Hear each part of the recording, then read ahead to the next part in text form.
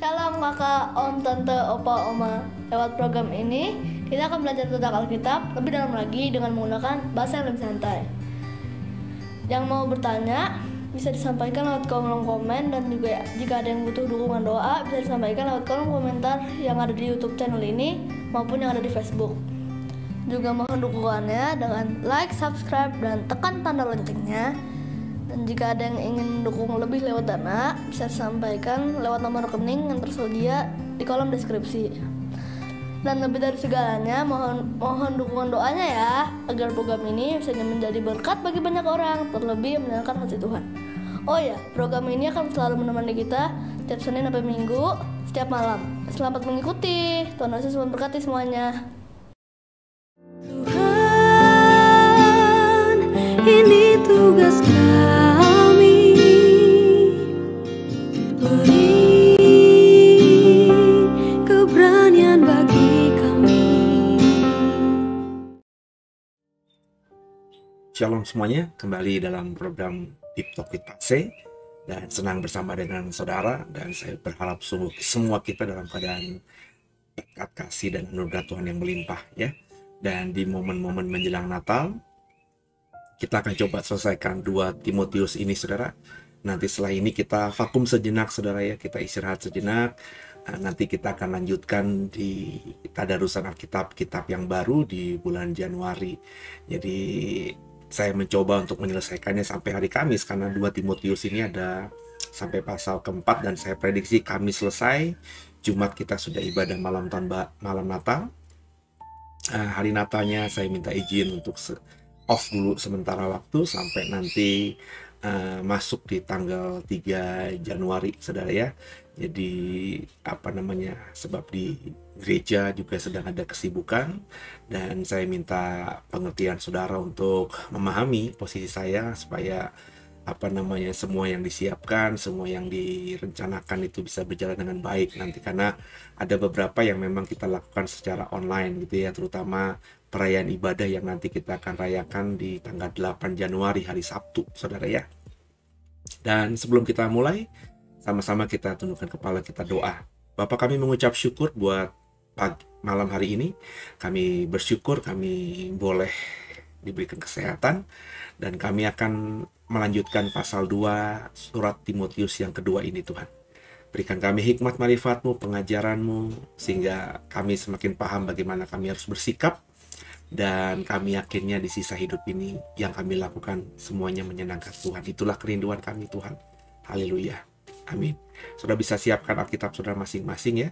Jadi kita akan membaca, merenungkan 2 Timotius pasal yang ke-2 pada malam hari ini. Hanya Engkau, pribadi yang mengenal hatiku, tiada yang tersembunyi bagimu, seluruh isi hatiku Kau tahu. Ya, sudah ada bantuan di layar saudara. Pasal yang kedua ya dari surat Paulus yang kedua kepada Timotius. Perikopnya diberi judul panggilan untuk ikut menderita. Ini sesuatu statement atau suatu pernyataan, suatu perikop kalimat yang enak banget ya. Panggilan untuk ikut menderita ya. Pasal 2 ayat yang pertama kita akan baca. Sebab itu hai anakku, jadilah kuat oleh kasih karunia dalam Kristus Yesus. Jadilah kuat. Apa yang telah engkau dengar daripadaku di depan banyak saksi, percayakanlah itu kepada orang-orang yang dapat dipercayai, yang juga cakap mengajar orang lain. Nah, ini prinsip yang secara sederhana coba saya tularkan sebenarnya. Ya, di tempat kami komunitas The Way, saya mulai mempercayakan ya, mulai mengajarkan tepatnya awalnya apa yang saya tahu, apa yang saya paham kepada semua ya. Hampir semua leaders The Way itu tahu ya yang ada di otak saya, di hati saya, karena saya sudah bagikan apa yang saya paham kepada mereka, dan saya mulai mempercayakan dengan kapasitas-kapasitas tertentu ya masing-masing ya, sesuai dengan juga konteks pelayanan di The Way gitu ya saudara ya. Dan bahkan saya pelengkapi mereka dengan membuat sekolah tinggi teologi dalam arti bekerja sama dengan STT Sakakala milik Sinode JKI, supaya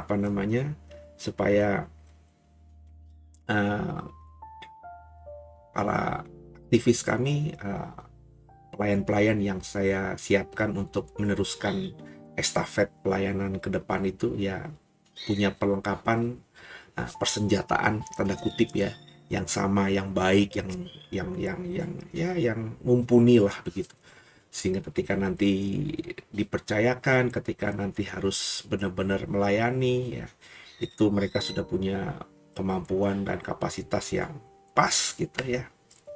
Ayat 3.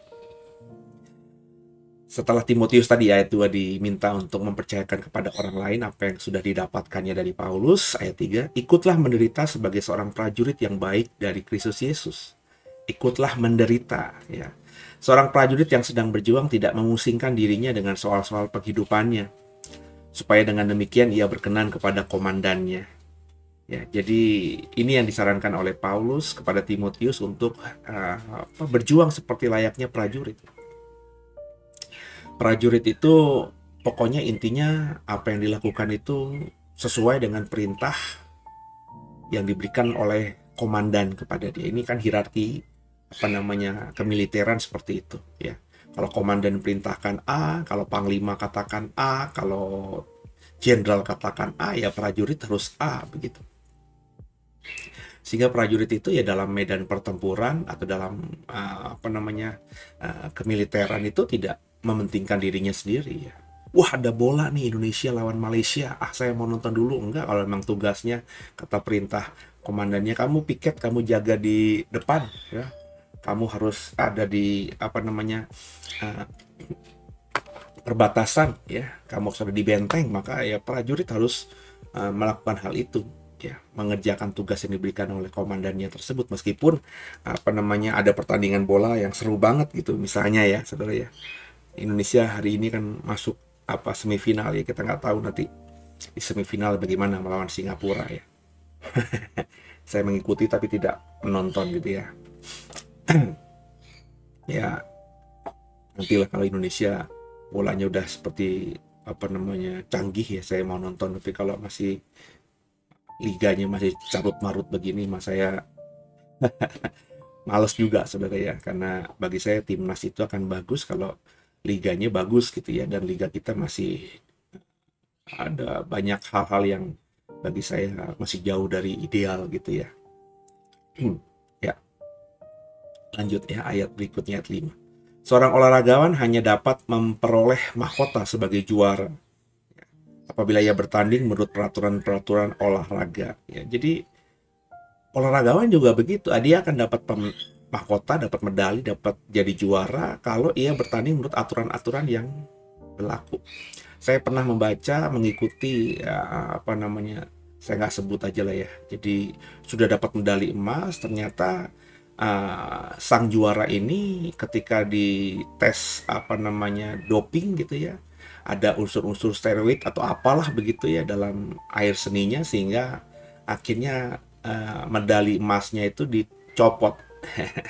Dia sudah ada di podium, dia mendapatkan kalungan medali, mendapatkan hadiah, seremoni, dihormati luar biasa sebagai seorang pemenang juara 1. Tapi ketika doping, hasil dopingnya, hasil uji tes laboratoriumnya, dia kena doping, dan bukan saja juaranya yang dibatalkan, tapi juga kedepannya, masa depan si atlet ini akhirnya tidak lagi diizinkan untuk mengikuti lomba-lomba atau perlombaan apapun sepanjang hidupnya ya.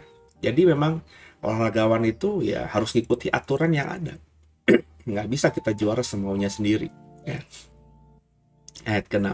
Seorang petani yang bekerja keras haruslah yang pertama menikmati hasil usahanya. Ya iyalah ya. Seorang petani pasti dia yang pertama menikmati hasil usahanya. Meskipun mungkin hasil usahanya dijual untuk dia butuhkan uangnya, bukan hasil taninya, tapi tetap aja dia menikmati yang pertama. Ketika panen itu terjadi, kan dia yang ada di ladang itu, dia menikmati panennya. Meskipun dia tidak menikmati, kayak misalnya contoh seorang petani kelapa sawit, seorang petani karet misalnya ya, dia kan tidak akan menikmati itu dalam artian memakannya ya. Mana mungkin seorang petani memakan kelapa sawit dan juga apa namanya hasil karet yang dia dapatkan di hutan. Dia pasti menjual itu kemudian mendapatkan uangnya gitu ya. Jadi hasil apa yang dia kerjakan itu ya dinikmati sebenarnya oleh yang membeli hasil taninya itu kan. Jadi meskipun dia menikmati uangnya, tapi kan bukan hasil taninya. Dan andai kata juga itu tidak termaksud ya, tapi kan dia menikmati. Dia seorang petani karet itu kan naik pohon karet gitu ya, terus di apa sih namanya bahasa kebunannya itu di kulit karet itu, kulit pohon karet itu dipotong gitu ya, pakai pisau atau pakai alat khusus sehingga getah-getah karet itu bisa menetes begitu ya. Dan dia kan apa namanya ya, membawa si karet itu ya dengan ember tertentu, dengan tempat tertentu, kemudian dia mungkin bawa ke pengepul atau apalah namanya begitu saudara ya. Jadi dia menikmati itu semuanya. Ayat 7. Perhatikanlah apa yang kukatakan. Tuhan akan memberi kepadamu pengertian dalam segala sesuatu.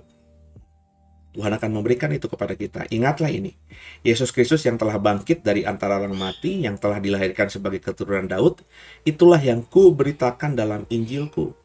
Jadi Yesusnya itu, bukan Yesus pemain bola di Amerika Selatan dan lain sebagainya. Yesus Kristus yang bangkit dari kematian di hari ketiga, Yesus yang adalah keturunan Daud, yang lahir di Bethlehem dan dibaringkan di atas palungan, yang mati di atas kayu salib. Itulah Yesus yang harus diberitakan oleh kita, bukan yang lainnya, bukan sayanya, bukan akunya, bukan pelayanankunya, bukan komunitaskunya, bukan keluargakunya. Jadi inti dari pelayanan pelayanan yang kita lakukan dalam kehidupan kita sehari-hari adalah Yesus Kristus yang kita beritakan. Entah itu lewat verbal, lewat kata-kata, ya kayak saya pengkhotbah, itu kan lewat kata-kata, atau sebagai orang Kristen umum dalam hidup kita, Yesus itulah yang kita saksikan sebagai kesaksian hidup kita. Bagaimana kita bersikap, itu adalah sikapnya Yesus. Bagaimana kita bertindak, itulah tindakannya Yesus. Bagaimana kita berpikir, itulah pikirannya Yesus. Bagaimana kita melakukan sesuatu, kita bayangkan bagaimana Yesus melakukan itu. Kalau Yesus menghadapi situasi-situasi yang sedang kita hadapi. Ya, jadi apa namanya? Yesus adalah batu penjuru kita, ukuran kita, ya, patron kita. Nah, dan itulah yang ingin Paulus lihat dalam hidup Timotius, dan hari ini Tuhan ingin melihat itu kita lakukan dalam keseharian kita di sepanjang hidup kita masing-masing. Ayat 9. Karena pemberitaan Injil inilah aku menderita, malah dibelenggu seperti seorang penjahat. Tapi firman Allah tidak terbelenggu. Karena itu aku sabar menanggung semuanya itu bagi orang-orang pilihan Allah, supaya mereka juga mendapat keselamatan dalam Kristus Yesus dengan kemuliaan yang kekal. Benarlah perkataan ini. Jika kita mati dengan Dia, kita pun akan hidup dengan Dia. Jika kita bertekun, kita pun akan ikut memerintah dengan Dia. Jika kita menyangkal Dia, Dia pun akan menyangkal kita. Jika kita tidak setia, Dia tetap setia, karena Dia tidak dapat menyangkal dirinya sendiri. Ini artinya bukan berarti kalau kita tidak setia kepada Tuhan, terus Tuhan juga tidak setia, ya. Nggak seperti kalimat-kalimat yang lain, ya kan. Kalimat di atasnya, jika kita mati dengan Dia, kita pun akan hidup dengan Dia. Ketika kita bertekun, kita akan ikut memerintah dengan Dia. Ketika kita menyangkal Dia, Dia pun akan menyangkal kita, ya. Perhatikan baik-baik. Jika kita menyangkal Dia, Dia pun akan menyangkal kita. Kalau kita nggak mempercayai Yesus adalah Tuhan Juru Selamat, Dia pun tidak akan menganggap kita adalah anaknya, ya. Jika kita tidak setia, tapi perhatikan kalimat ke-13, Dia tetap setia. Maksudnya ketika kita tidak setia kepada Tuhan, Dia tetap setia. Setia kepada apa? Setia kepada janji-janjinya itu. Jadi tergantung kembali kepada kita.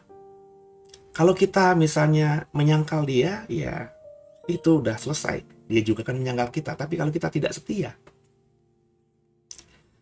Dia tetap setia. Dia tetap menunggu kita, seperti perumpamaan seorang bapa yang menunggu anak bungsunya yang sudah lari meninggalkan dia.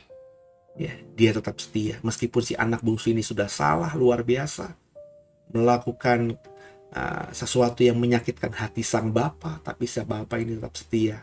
Biar bagaimanapun dia adalah anakku. Ketika anak ini kembali, maka bapa ini akan menyambutnya. Tapi ketika anak ini terus tidak mau kembali, mengeraskan hati dan akhirnya menyangkal bapaknya, saya percaya bapaknya ini juga akan menyangkalnya nanti. Kenapa? Karena Alkitab kita mengatakan dengan demikian.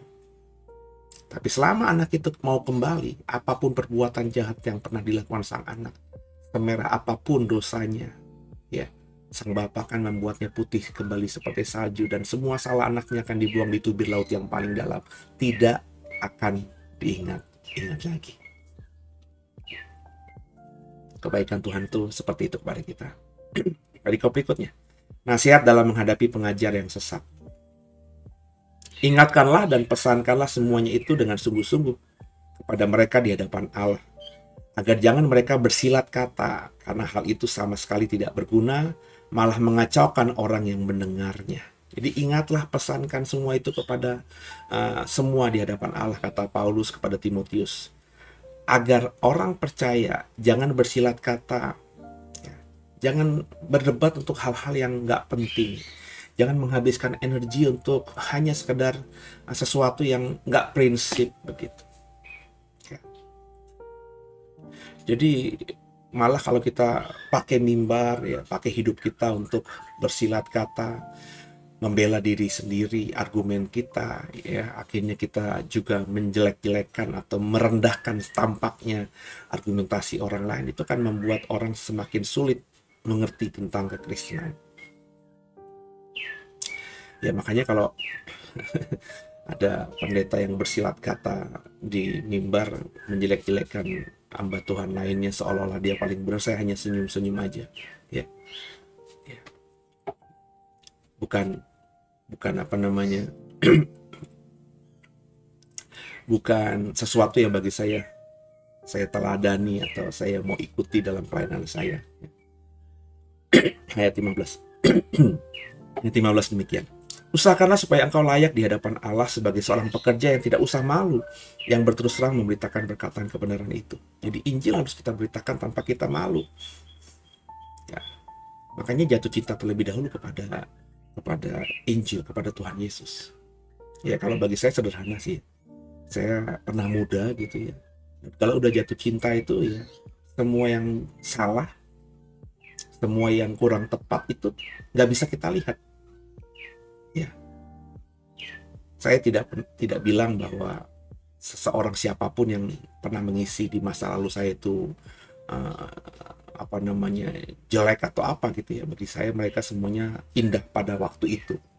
Nah, begitu indahnya pada waktu itu sehingga yang kurang tepat gitu ya, yang tidak baik ya, yang dimiliki semua orang ya, saat itu ya tidak kelihatan di mata saya. Ya saudara ya. Ya karena tadi jatuh cinta tadi. Maka kalau kita jatuh cinta sama Tuhan bukan berarti Tuhan punya sesuatu yang tidak baik ya. Kalau kita jatuh cinta kepada Injil, bukan Injil itu mengatakan hal yang jelek di dalamnya ya. Saya pakai analogi tadi supaya ingin menyatakan kepada saudara yang pernah muda, bahwa kalau kita sudah pernah jatuh cinta kepada orang, atau dulu kita jatuh cinta sama orang, pas jatuh cinta itu kan semuanya indah. Nah maka milikilah perasaan itu kepada Tuhan Yesus dan kepada Injil ya. Sehingga ketika kita jatuh cinta benar kepada Alkitab, kepada Injil, kepada Yesus, maka kita tuh tidak malu mengakui cinta kita kepada Dia di hadapan banyak orang. Benar ya saudara ya? Ketika kita cinta sama seseorang, kita tenteng dia kemana-mana, kita pegang tangan dia, kita peluk dia di mana-mana, kita tunjukkan ekspresi sayang cinta kita kepada dia di depan orang pun juga kita nggak malu. Ngapain malu orang gue cinta sama dia? Bahkan nongkrong berdua di bawah tangga, saya masih ingat dulu zaman saya dulu SMA, sekarang SMA dulu tuh belum bertingkat, jarang yang bertingkat sudah. Saya SMA negeri, ya. Nah, sekolah saya SMA 78 di Kemanggisan dulu nggak seperti sekarang. Kalau sekarang tuh bertingkat. Dulu tuh ada lorong-lorong karena emang SMA-nya cukup luas ya. Jadi ada lorong-lorong, ya ada ada kontur tanah yang tidak rata, jadi ada tangga ke bawah, tangga ke atas gitu ya. Ada banyak bagi saya lebih memorable gitu ya, lebih menyenangkan sekolah zaman dulu daripada sekolah sekarang yang bentuknya kaku aja gitu ya. Kalau SMA negeri rata-rata sekarang ini tingkat bentuknya U begitu ya. Ya jadi cuma lorong 1, lantai 1, lorong lantai 2, lantai 3. Kalau zaman saya dulu karena hanya satu lantai ya. Jadi semua tanah itu ada bangunannya. Kalau ingat masa lalu itu jadi mau kabur pun, mau keluar ya, mau nggak ikut kelas pun kita bisa ngumpet di mana aja gitu karena luasnya area sekolah dan banyaknya spot-spot tempat kita bisa nongkrong gitu. Ya asal cerdik nggak mungkin ketahuan gitu ya. Jadi zaman saya SMA dulu waktu masih bandel-bandelnya, kalau kabur atau madol bahasa dulunya ya, bahasa anak tahun 90-an itu ya nggak perlu keluar kota, nggak perlu keluar sekolah gitu. Memang ada beberapa kali kita keluar ya kabur gitu ya pelan-pelan, terus naik mobil, yang teman ada yang bawa mobil kita kabur ke puncak, saya pernah ya. Terus kita pergi ke Melawai gitu, saya juga pernah ya. Atau sekedar nongkrong di rumahnya teman yang dekat sekolah ya, sambil ngobrol-ngobrol atau makan ketoprak atau apalah, saya juga pernah. Tapi lebih banyak itu madolnya sebenarnya di sekolah. Karena tadi ada daerah spot-spot yang guru-guru nggak mungkin kesana gitu, ngapain kesana juga, kayak di pojok laboratorium juga nggak setiap hari dibuka gitu ya. Ada perpustakaan juga ya, perpustakaannya cukup besar, yang jaga cuma satu orang, bukan guru juga, hanya tenaga staff gitu aja. Di pojokan kita bisa pura-pura baca buku, tidur ya. Ada juga ruangan spot gitu di luar perpustakaan yang di pojok juga bisa kita pakai untuk duduk-duduk ya. Dan dengan situasi sekolah seperti itu, ketika tadi jatuh cinta dengan orang, kita bisa duduk di bawah tangga ya, duduk di tangga, duduk dimanapun berdua, seolah sekolah itu punya kita gitu ya. Dan kita nggak pernah malu, nggak pernah gimana gitu ngeliat teman-teman kita lewat gitu aja atau memperhatikan kita. Kenapa? Emang kita jatuh cinta. Sebaliknya itu ya, kalau kita bawa ini kepada Tuhan, ketika kita cinta sama Tuhan, maka kita nggak akan malu mengakui Dia. Sebab saya dulu pernah belum jatuh cinta sama Tuhan, sudah Kristen tapi belum jatuh cinta. Nah, untuk mengakui bahwa Tuhan saya Yesus, bahwa Yesus telah mati bagi saya itu ya, saya ekspresikan saya Kristen tapi tidak terlalu menggebu-gebu gitu, tidak terlalu berani gitu. Nah, beda dengan sekarang gitu ya saudara, ketika mengalami jatuh cinta sama Tuhan dan berusaha mempertahankan api cinta saya kepada Tuhan itu supaya tidak pudar, itu ya saya berani. Makanya ada program ini. Ya, dengan program ini kan siapapun yang nonton kan akhirnya tahu saya menunjukkan siapa saya sebenarnya, ya. Iman saya seperti apa, pemahaman saya seperti apa, ya. Saya bahkan menunjukkan kepada teman-teman saya di masa lalu saya yang tidak kenal saya sekarang, siapa tahu bisa nyangkut lagi cari-cari nama saya karena kangen mungkin sama saya, tiba-tiba muncul linknya The Warriors. Loh, ternyata Seno ini sekarang ini jadi pendeta. Oh, dulu kan bandit. Dulu kan badung banget ya gitu kan. Sekarang kok jadi pendeta. Ya saya oke aja, sehingga ya ke depan kalau ketemu teman-teman saya tahu saya pendeta, dan mungkin ada beberapa mereka yang berubah karena ya perjalanan mereka setelah SMA kan tidak bersama saya lagi gitu ya. Ada yang mulai dengan agamanya itu fanatik sehingga sama saya nggak lagi mau berhubungan bagi saya pendeta, ya it's okay. Itu bagian dari apa yang kata Paulus, menderita bagi Kristus gitu ya. Kalau mereka bisa terima juga, mungkin mereka tidak akan bisa lagi terbuka atau bercanda yang kayak gimana dengan saya karena tahu sekarang saya sudah jadi pendeta. Itu juga saya oke aja. Tapi kalau ada yang masih menganggap saya seperti teman di SMA-nya, bercandanya masih kayak gimana, saya pun oke aja. Kenapa? Karena emang mereka tahu saya seperti itu dan saya nggak berubah sih. Ya. Mungkin gaya bercandanya kan saya suka bercanda juga. Kalau Bapak Ibu kenal saya orang yang paling jahil, orang yang paling suka bercanda. Tapi bercandaannya tentu tidak seperti yang zaman dulu belum bertobat banget gitu ya. Agak liar ya, berani bahkan sampai bukan ngebully ya, sampai bikin orang susahnya ngepranknya tuh luar biasa gitu. Tapi sekarang saya kendalikan gitu ya. Pokoknya bercanda tapi tidak menyakitkan orang. Nah, mungkin tertawa akan respon orang atau terhadap orang, tapi tidak tertawakan dengan tensi merendahkan kan gitu ya. Kan kalau kita bercanda-bercanda itu dari tongkrongan gitu kan, ya namanya tongkrongan gitu, ngecengin ya, bahasa tahun 90-an lagi ya. Ngecengin tuh apa ya? Ngetawain, ngebercandain teman kita di tongkrongan itu kan biasa gitu ya. Ya, tapi ya tidak dengan tensi merendahkan gitu ya. Kayak sekarang kalau hanya tim inti aja ada di gereja gitu ya, hanya ya teman-teman saja, ya saya nggak pakai status saya sebagai gembala, ya saya bercanda ya. Sama beberapa pastor saya bercandain mereka ya tentang sikap mereka, tapi bukan dalam tensi merendahkan mereka ya, karena emang kita satu tongkrongan gitu. Satu tongkrongan dalam pelayanan di The Way gitu ya saudara. Dan ya tadi ya, kalau kita memang sudah jatuh cinta sama Tuhan, ya kita terima konsekuensinya ya. Siap menderita bagi Tuhan. Nah, menderita itu bukan dalam tensi yang kayak susah seperti Paulus di penjara semata, itu bukan itu saja, tapi ya tadi seperti contoh-contoh tadi, kalau ada teman di masa lalu saya akhirnya nggak mau lagi bergaul sama kita, ada teman di masa lalu kita akhirnya agak jaim dengan kita, agak menjaga jarak dengan kita karena tahu kita pendeta, ya saya pendeta, supaya tidak menyakitkan saya atau gimana. Ada juga teman di masa lalu yang tetap memperlakukan saya seperti teman SMA-nya, teman SMP-nya, teman kuliahnya dulu. It's okay ya. Siap menderita. Jadi kalau teman masa lalu saya ya, terus tiba-tiba ketemu saya karena memang dulu kita seperti itu karibnya, guyupnya, terus manggil saya Seno, Weno, terus saya digeplak kepalanya, saya mah santai aja gitu ya, karena emang zaman dulu kan mainnya kan kalau deket sama orang geplak-geplakan kepala ya, terus ya bercandanya agak liar karena tahun 90-an kan seperti itu ya, dengan ketengilan masa muda ya. Bagi saya mah kalau itu benar-benar teman saya di SMA, SMP dan deket banget dengan saya mah seru-seru aja gitu, dan bahkan mungkin saya akan seperti itu juga gitu. Ya, jadi nggak malu lagi ya dengan iman kita kepada Tuhan. Lanjut ya saudara ya. Ayat 16. Tapi hindarilah omongan yang kosong dan yang suci, yang hanya menambah kefasikan. Nah, omongan yang bohong, yang kosong, yang nggak suci itu yang harus kita buang jauh-jauh ya. Jadi nggak boleh kita bicara sesuatu yang nggak baik gitu ya. Perkataan mereka menjalar seperti penyakit kanker di antara mereka, termasuk Himenius dan Philetus. Ya. Dan disebutkan Himenius dan Philetus ini ternyata bagian dari orang Kristen yang ada di Efesus, tempat tempat apa namanya Timotius tinggal ya, yang apa namanya ya, yang dalam sharing mereka, dalam khotbah-khotbah mereka, dalam pengajaran mereka tuh banyak menceritakan omong kosong ya.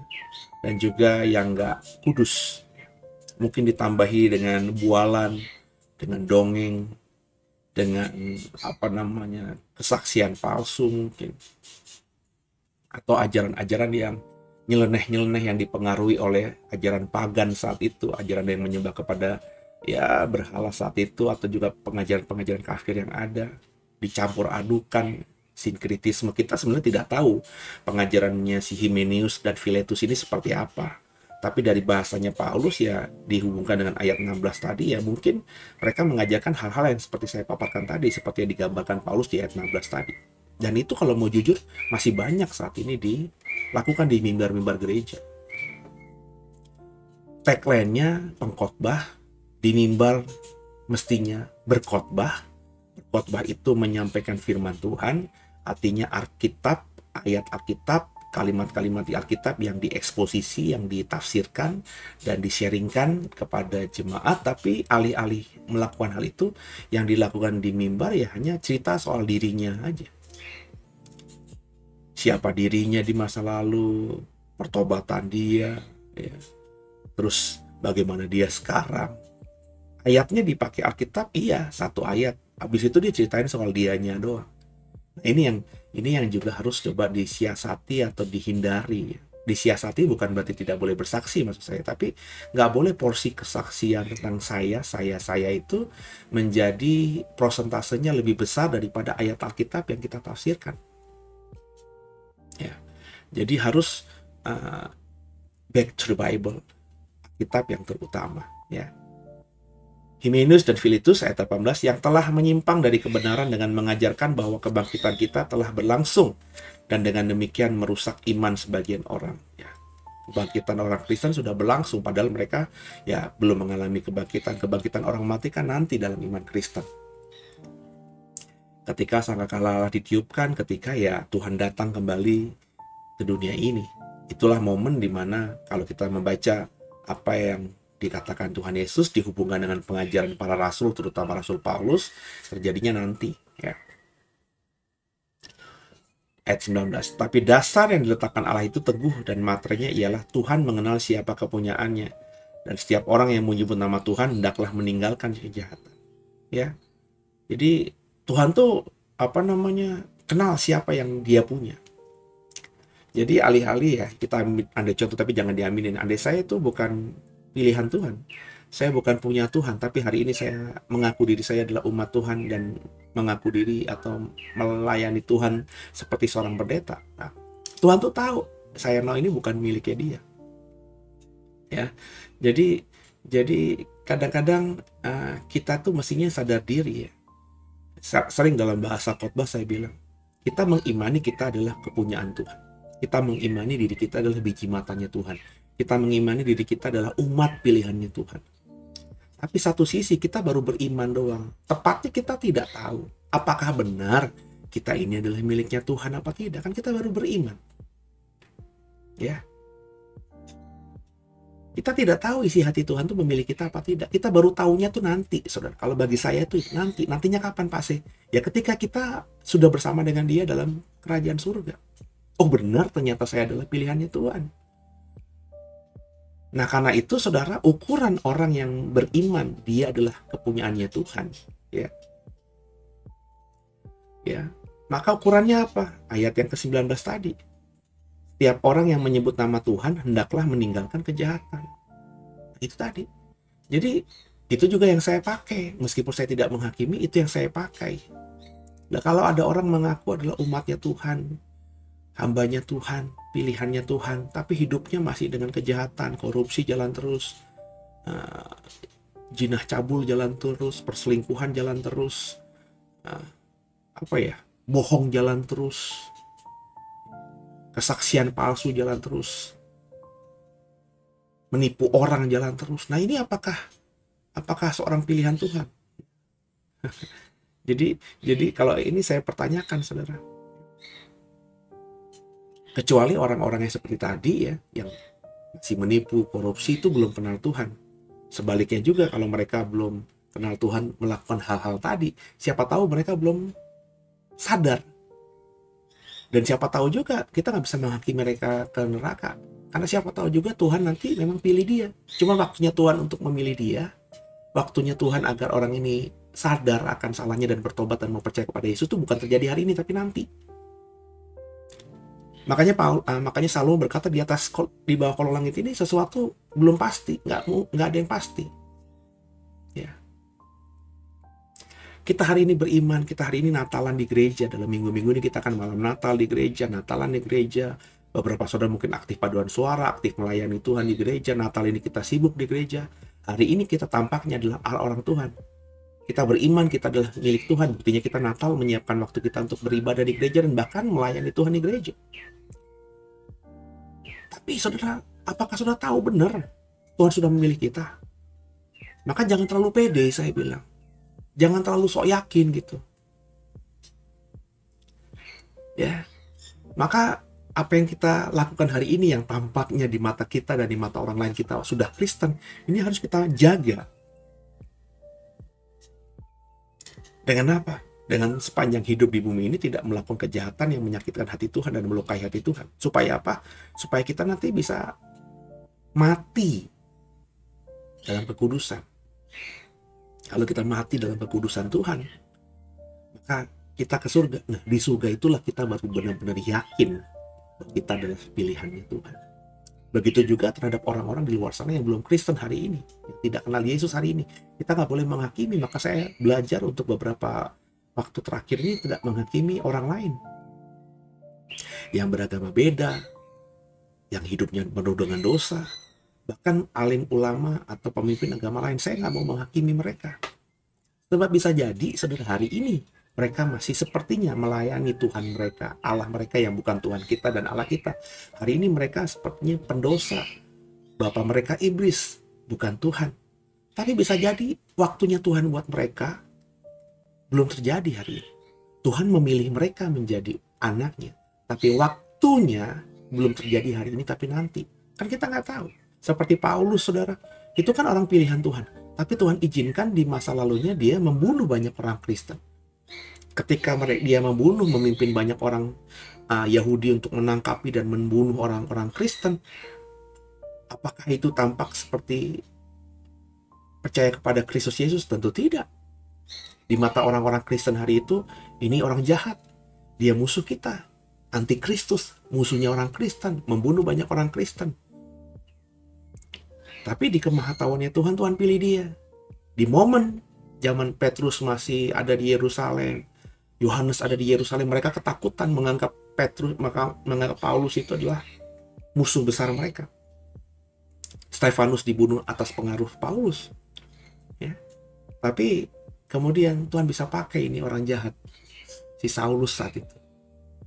Dijumpainya langsung di jalan menuju ke Damsyik dan akhirnya bertobat menjadi Paulus dan akhirnya menjadi rekan sekerja para rasul Tuhan yang paling luar biasa.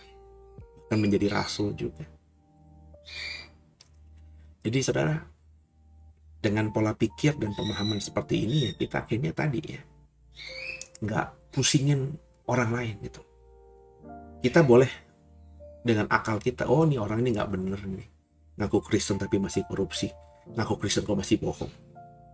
Kita mungkin boleh berpikir, oh orang ini nggak percaya sama Yesus, buktinya dia nggak Kristen. Ya itu sah-sah saja karena itu kan tampilan luar kita dan kita tahu ukurannya.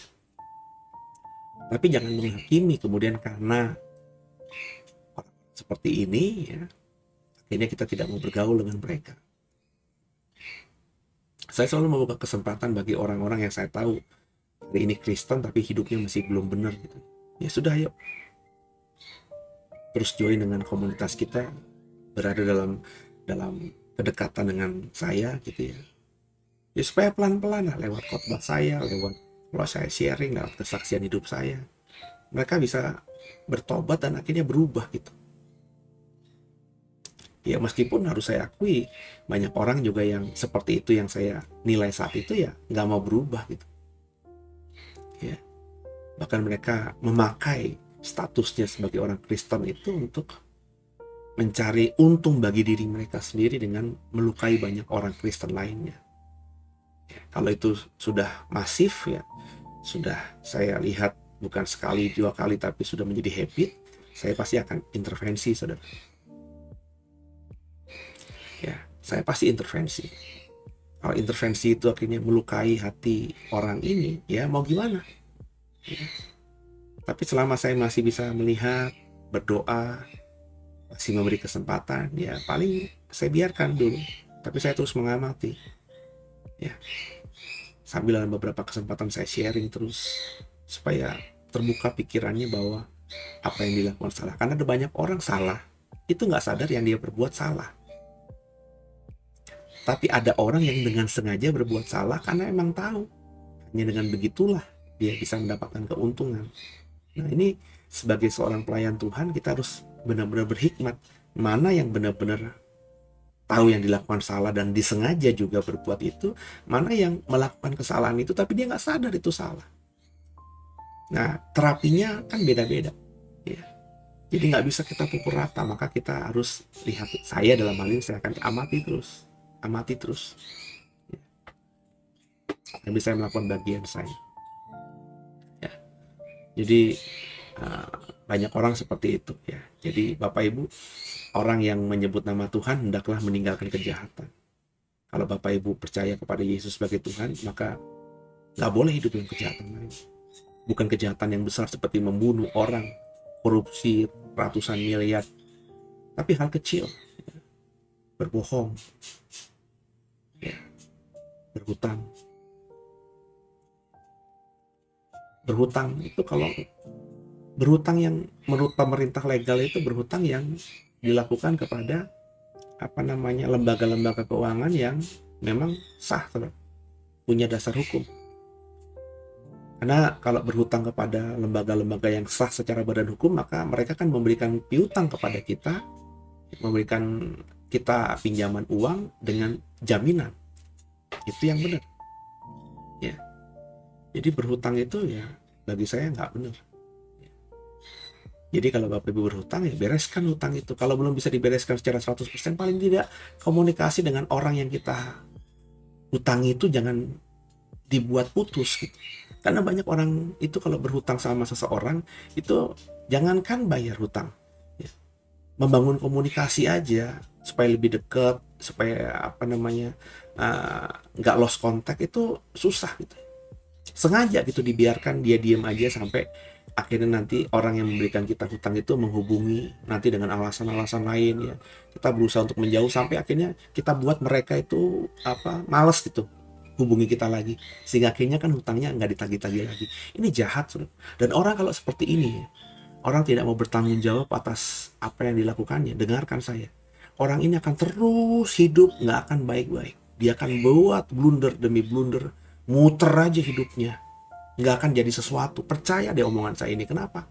Ya karena dia ada sesuatu yang belum dibereskan. Dia sudah Kristen, sudah tampaknya percaya Tuhan, tampaknya bertobat, bahkan sudah melayani Tuhan mungkin, ya. Tapi kalau dia punya masalah seperti ini, ya dia akan seperti orang yang terjebak dalam lumpur. Ya. Dia mungkin masih bisa berjalan, tapi kalau orang sudah terjebak dalam lumpur, ya bajunya kotor. Ya akhirnya nggak bisa ke pesta. Sekaya apapun orang, kalau orang itu datang ke pesta dengan bersih, terus jatuh ke lumpur, ya tetap aja dia tidak akan diterima di pesta itu karena bajunya kotor. Jadi sama-sama kita belajar untuk membereskan itu. Ya dihubungi, paling tidak ya misalnya kita berjanji setiap bulan bayar sekian. Kalau ada bulan-bulan tertentu yang karena kondisi ekonomi kita nggak bisa bayar, ya kita hubungi dong. Pak, Bu, maaf ya. Aduh, minta maaf, minta pengertian. Yang bulan ini saya minta diberikan keringanan ya, tapi saya janji bulan depan ya bisa normal lagi. Bahkan kalau ada jalannya Tuhan nanti saya akan tutup yang bulan ini. Bulan ini benar-benar nggak bisa bayar. Ngomong gitu. Kalau abis di ngomongin yang memberi hutang kepada kita misu-misu atau ngomel-ngomel, ya memang sudah sewajarnya dong. Ya kan? Kita janji tiap bulan bayar, terus bulan tertentu kita nggak bayar, ya mestinya diomongin gitu. Jangan diem aja. Ya, coba ada orang banyak saya lihat ya, punya hutang itu dia diem aja gitu. Ketika bulan ini nggak bayar tanggungan bulanannya, dia diem aja, dilewatin aja gitu. Dianggap aja angin itu. Jadi orang yang berhutang itu kadang-kadang bebal, keras hatinya. Orang seperti ini tuh melukai hati orang lain yang sudah baik sama dia. Jadi jadi orang seperti ini kalau memang akhirnya tidak diberkati secara utuh oleh Tuhan, ya saya memahami dan saya melihat banyak orang yang seperti ini. Ya, dia terjebak dengan hutang, dia nggak bisa bereskan itu semuanya. Dia masih punya hutang yang belum dia bereskan.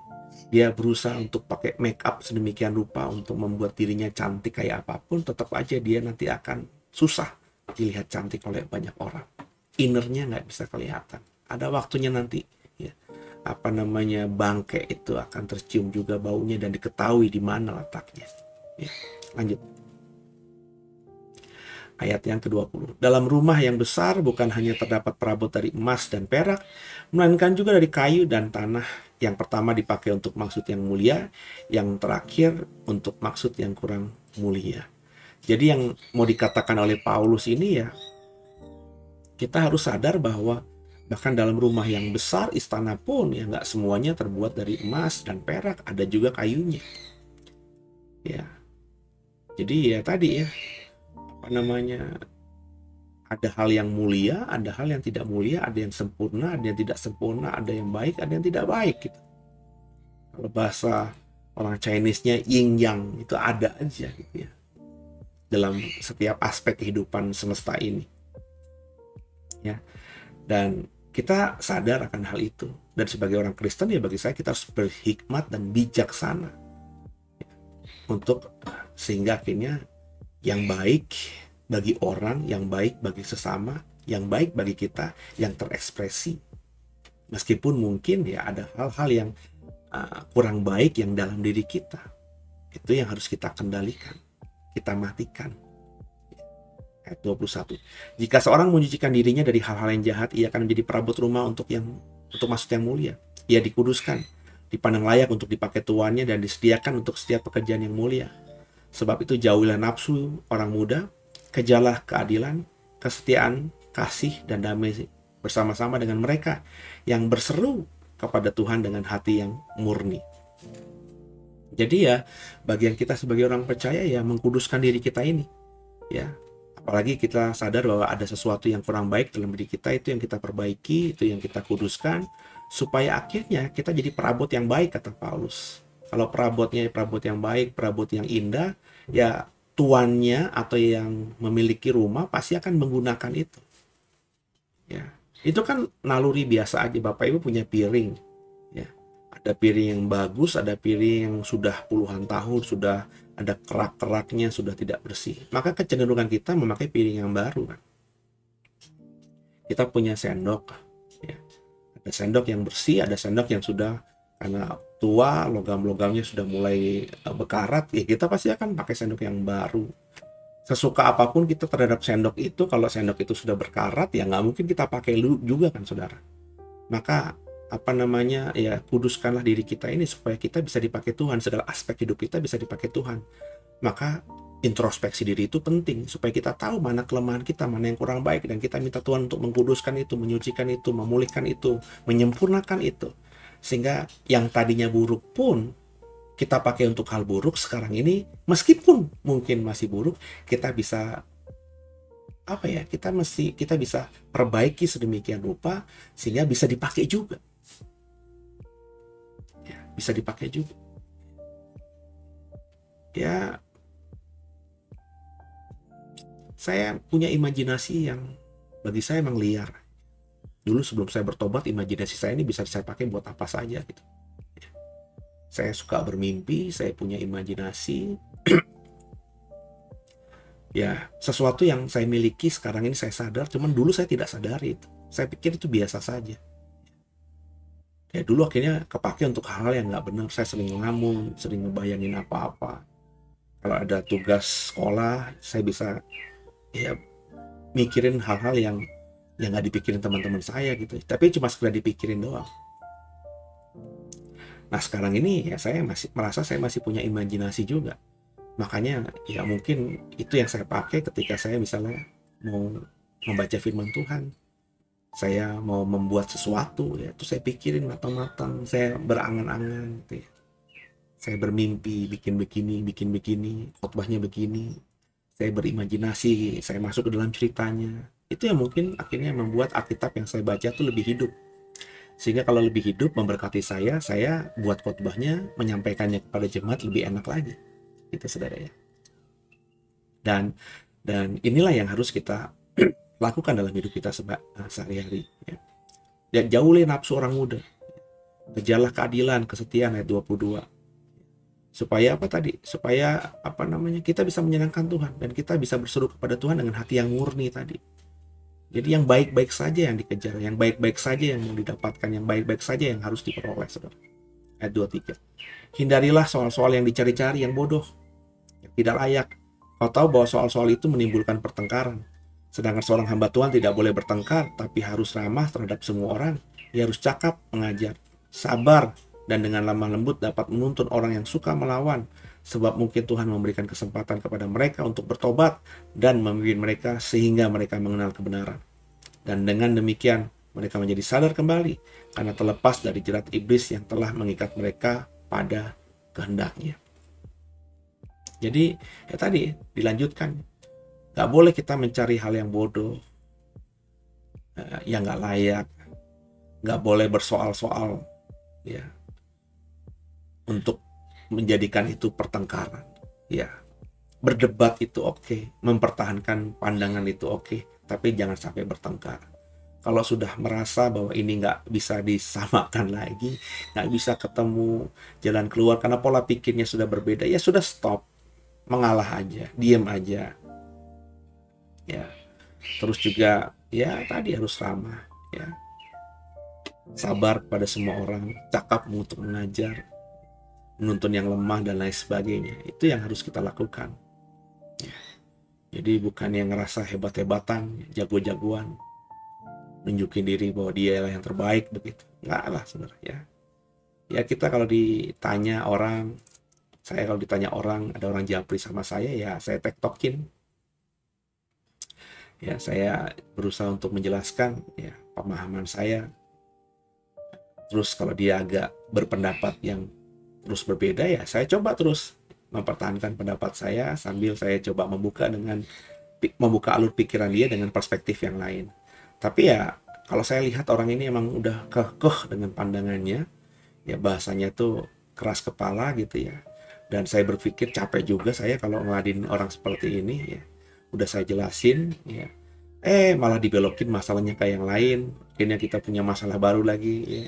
Saya jelasin, dia belokin masalah. Ya ngapain gitu, kita berdebat dengan orang yang seperti ini gitu ya. Ya sudah gitu ya.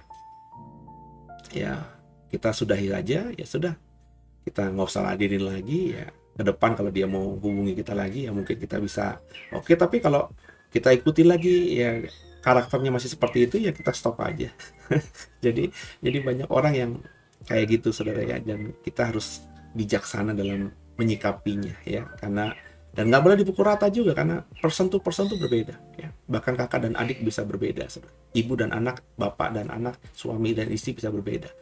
Jadi jangan dipukul rata karena belum tentu semua orang yang dekat dengan orang tertentu itu sama kelakuannya ya. Jadi jangan sampai kita terikat dengan pengaruh hal yang seperti itu sehingga kita menghabiskan energi untuk hal-hal yang ya sia-sia lah ya, menimbulkan pertengkaran semata-mata. Jadi ingatlah bahwa iblis juga sometimes sudah mengikat seseorang dan orang itu ditaruhnya di sekitar kita untuk menjerat kita juga. Ya hati-hati untuk hal itu. Hati-hati untuk hal itu. Jangan sampai kita terjebak dalam jerat iblis. Ya, sehingga kita kira terikat juga dengan orang-orang yang sudah terjerat oleh iblis itu sebelumnya.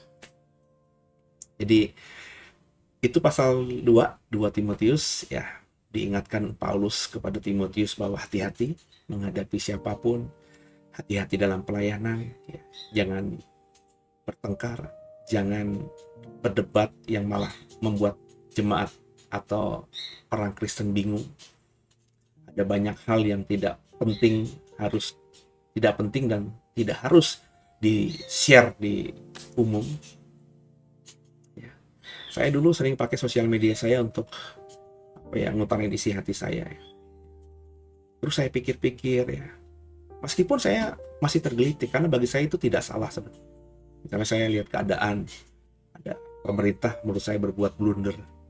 Keadaan di dunia itu ada sesuatu yang bagi saya harus saya sampaikan. Saya tergelitik untuk itu. Bagi saya belum berubah, ya. Cuma sekarang saya agak, ya kalau di bahasa umumnya agak males gitu. Dan kalau bahasa ngerohnya saya lebih pilih-pilih kata, pilih-pilih momen. Ya. Nggak selalu harus saya ekspresikan. Meskipun saya kepengen awalnya itu ya orang tuh tahu yang benar tuh harusnya begini. Ya, kalau orang itu dengar saya bisa mempengaruhi mereka sehingga mereka tidak salah, ya. Tapi ada kalanya ya diam aja itu sesuatu yang baik. Ya kayak misalnya ada pejabat tertentu, saya nggak mau sebut lah, ya. Memang bagi saya nggak berprestasi. Ya. Saya udah share soal apa yang dilakukannya, itu nggak benar banget, ya. Dia ngabisin anggaran APBD-nya untuk sesuatu yang bagi saya nggak masuk akal. Tapi saya share gitu pandangan saya dengan tanda kutip mengkritik lewat sosial media saya orang atau pejabat publik ini. Ya capek juga gitu. Karena ada saja orang lain yang tidak suka, akhirnya kita berdebat untuk hal-hal yang kayak gitu. Padahal niat saya bukan untuk berdebat, niat saya cuma ingin memberikan pemikiran saya bahwa jangan pilih orang kayak gini. Ya, orang kayak gini tuh kayak gini sikapnya, kelakuannya. Ya. Tapi ya lama-lama saya mikir juga loh, setiap hari dia buat blunder, setiap hari dia emang buat salah. Capek juga kalau tiap hari harus fokus sama orang ini, sedangkan orang ini pun tidak mau berubah dan juga mungkin tidak dengar saya, tidak lihat saya. Ya akhirnya udahlah saya abaikan aja. Kecuali ada sesuatu yang benar-benar mengganggu saya banget gitu, ya. Hati saya ini terganggu banget, saya pasti suarakan. Jadi sekali-sekali, dulu hampir tiap hari ada 5-6 headline koran baik dalam dan luar negeri yang saya publish di sosial media, paling nggak Facebook saya. Tapi hari-hari ini hampir nggak pernah lagi. Kecuali tadi menggelitik saya banget, saya tergelitik untuk akhirnya ngomong karena bagi saya ini harus disampaikan. Tapi kalau enggak ya nggak usah lah, capek juga. Nah itu maksud saya. Jadi ada sesuatu yang ya baik, ada sesuatu yang nggak baik, dan kita harus dengan bijaksana memperhatikan hal itu. Dan kita sebagai hamba Tuhan punya Roh Kudus yang jadi penolong, maka kita pakai Roh Kudus, minta Roh Kudus untuk membuat kita senantiasa hidup menyenangkan hati Tuhan. Semoga jadi berkat apa yang disarankan Paulus kepada Timotius di pasal 2 ini, dan bisa kita terapkan dalam kehidupan keseharian kita, sehingga kita akhirnya hidup itu bisa sesuai dengan apa yang Tuhan inginkan. Paling tidak lewat tadarusan Alkitab kita di malam hari ini, kita belajar lebih lagi untuk mengendalikan diri, untuk bersikap, bertindak untuk sesuatu yang benar-benar big deal, bukan yang ece-ece. Gitu saudara ya, semoga diberkati. Banggaku punya Bapa sepertimu, yang tak pernah meninggalkanku. Ya, kita sudahi pertemuan malam hari ini. Sebelum kita selesaikan, saya mengajak kita kembali untuk berdoa. Dan saya mengingatkan saudara bahwa bagi saudara yang tinggal di wilayah Serpong dan sekitarnya, atau memang ingin merayakan malam Natal dan Natal bersama dengan komunitas The Way di gereja, di apartemen Tripark Residence, lantai 1 nomor C8 Sunburst CBC Lot 2 nomor 7 BSD Tangerang Selatan. Itu alamat gereja kami, ya. Bapak Ibu ya silahkan bisa beribadah malam Natal jam 6 sore dan beribadah Natal tanggal 25-nya di jam 11 pagi.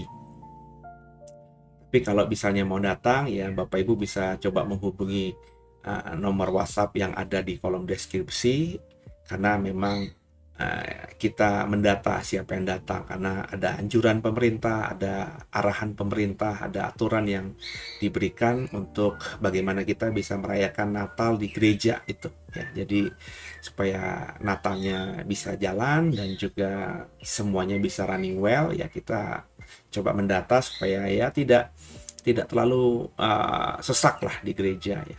Kita sudah singkirin hampir setengah kursi yang kita miliki, kita taruh di belakang ya. Dan dari setengah kursi yang tersisa itu kita harus juga hanya isi setengahnya saja maksimal, kata anjuran pemerintah. Ya sebenarnya kalau semua pekerja aja datang ya, itu udah misalnya udah nyaris penuh saudara ya. Tapi ya tadi kan saya memang sudah menyarankan sejak pandemi, saya nggak masalah sejak pandemi Bapak Ibu beribadah secara online ya, tergantung hati nurani aja. Kalau memang sudah mau mantap beribadah karena sudah divaksin 2 kali dan juga gaya hidup menjaga diri itu sudah kita terapkan dengan maksimal ya, silahkan datang ke gereja ya. Kalau tapi belum nyaman dan belum merasa aman ya silahkan beribadah di rumah, tapi ya beribadah gitu ya. Tapi ya tadi saya bilang, kalau saudara merasa nggak aman ibadah di gereja, tapi sehari-hari saudara masih ada di tokomu, ketemu sama sembarang orang yang tidak kita kenal karena belanja di tokomu gitu ya, ketemu dengan banyak pegawaimu ya, dengan rekan sekantormu yang kita tidak tahu pasti mereka ketemu siapa di luar sana ya, ini aneh juga gitu ya, karena banyak orang yang pakai alibi, saya ibadah di online aja ya Pak, karena ya masih belum berani keluar ke gereja gitu ya. Tapi di luar gereja kemana-mana dia keluar gitu ya, makan di restoran, pergi ke mall, mengunjungi keluarganya, terus ke kantor ya. Berbisnis jalan terus, ini aneh ya. Jadi ya saya cuma mengetuk hati saudara, karena saya tahu bukan cuma jemaat The Way, tapi saudara juga yang bukan jemaat The Way yang sudah biasa ikut program ini, jangan-jangan berpikiran seperti itu. Tapi kalau saudara memang sedang terus masih mengkhawatirkan dalam artian menjaga diri supaya tidak keluar rumah berlebihan gitu ya, ya silahkan beribadah online. Bagi saya ibadah online itu kalau benar-benar kita lakukan dengan baik, pasti akan memberkati semua kita ya. Jadi malam Natal saya undang semuanya untuk beribadah bersama, dan juga Natal di tempat kami. Kalau saudara jauh tinggal di luar Serpong ya nggak usah maksakan diri ke Serpong.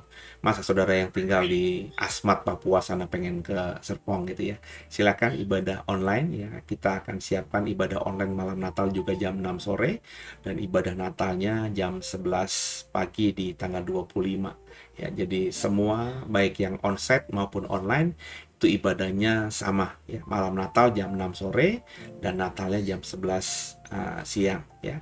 Jadi hanya masing-masing 1 kali ibadah, karena tadi saya mau menekankan fokus pada pelayanan digital online-nya. Jadi ya ibadah sekali saja cukup gitu ya, kecuali nanti pandemi sudah selesai dan jemaat mulai memenuhi gereja kembali, dan kapasitas gereja sudah tidak memenuhi lagi ya, mungkin kita akan kembali kepada yang awal-awal 2 kali ibadah gitu ya. Tapi selama jemaatnya masih seperti sekarang ini, masih bisa tercover dengan kondisi bangku yang sesuai dengan protokol COVID ya udah 1 kali aja dulu gitu ya. Dan kalau online sekarang nggak bisa pas jam ibadahnya, kan bisa jam berikutnya, bahkan di malam harinya, bahkan di esok harinya masih bisa ditonton atau diikuti ibadahnya. Yang penting kalau online kita ibadahnya dengan benar. Itu saudara ya. Tundukkan kepala kita doa. Makasih Tuhan buat malam hari ini, kami belajar banyak dari pengajaran Paulus kepada Timotius. Tolong kami bisa mampu jadi pelaku firman, bukan cuma sekedar pendengar firman. Ampuni salah dosa kami. Yesus Kristus adalah Tuhan Juru Selamat kami yang hidup, dan dalam tangan-Mu lah kami serahkan tubuh, jiwa, dan roh kami. Demikian Tuhan, kami percaya malam hari ini kami tidur diberkati Tuhan. Haleluya. Oke semuanya, selamat malam. Selamat istirahat, dan doa saya di minggu-minggu pra-Paskah atau menjelang Paskah ini semua sehat dalam berkat Tuhan, dan kita sekeluarga bisa merayakan malam Natal nantinya, merayakan Natal di 2021 ini dengan damai sejahtera yang dari Tuhan. Meskipun agak prihatin gak bisa semeriah tahun-tahun sebelum COVID ini, tapi percayalah, memang Natal itu bicara kesederhanaan. Tema Natal kita bahkan the simplicity of Christmas. Jadi kesederhanaan Natal itu yang harus kita maknai di hari-hari ini. Tuhan Yesus memberkati semuanya. Haleluya.